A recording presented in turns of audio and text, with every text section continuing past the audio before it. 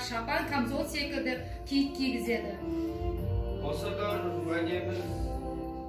уәдемізді шегелеген осы түс деп білеміз енді құда. Ал бәйбіше, олай болса шеге шапанымызды әкел. Ол шеге шапанымыз өзіңіз айтпақшы шегеленген келісіміздің дәлелі болсын.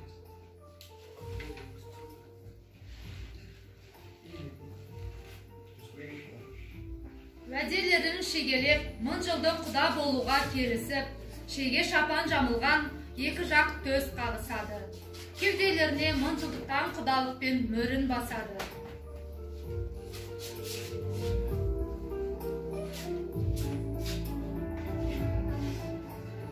Рухты ұрпақ тәрбиелейтін қазақ қашанда салт дәстүріміз арқылы текті жерден қыз алып, өсіп өнген.